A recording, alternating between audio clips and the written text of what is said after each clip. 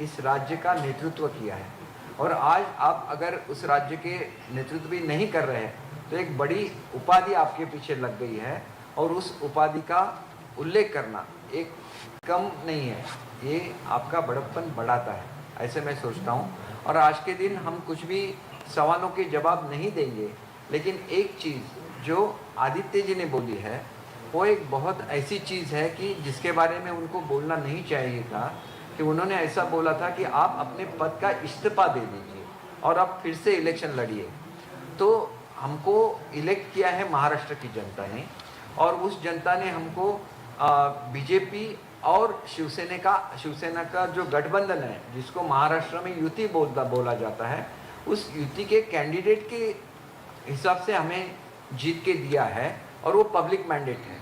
वो लोगों की भावना है। अगर आपने जब आघाड़ी बनाई थी महाविकास आघाड़ी महाराष्ट्र में तो आपको तो जीता के नहीं दिया था लोगों ने उस नाम से, फिर भी आप लोगों के सामने नहीं गए कि हम लोग नया इलेक्शन लेंगे और बाद में वो महाविकास आघाड़ी करेंगे, ऐसे आपने नहीं बोला था। हमने जो युति की है वो तो नेचुरल युति है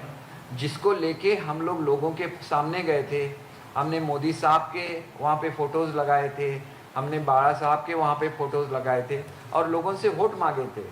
और जिस युति को लोगों ने वोट दिए थे वही आज सत्ता पे आ रही है। तो हमें कुछ भी ज़रूरत नहीं है, हम लोग युति कैसी होती है और वो कैसे कारोबार करती है आगे चल के, कैसे उनका कारोबार रहता है, वो लेके हम लोग लोगों के सामने जाएंगे, लोगों की सेवा करेंगे। और जो उन्होंने दूसरी चीज़ बोली है हमारे बारे में कि ये पुराने पत्ते हैं, तो इसके छाँव में ही आप मंत्री बने हैं। जो हमारे 55 आमदार थे जिन्होंने इस महाविकास आघाड़ी को वोटिंग किया था, हमारा भी वोटिंग उस वक्त हुआ था,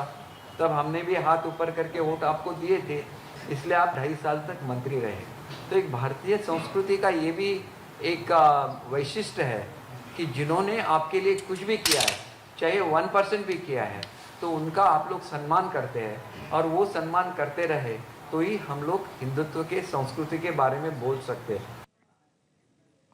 या पत्रकार परिषदेकडे आपलं लक्ष असेलच। आता एक छोटा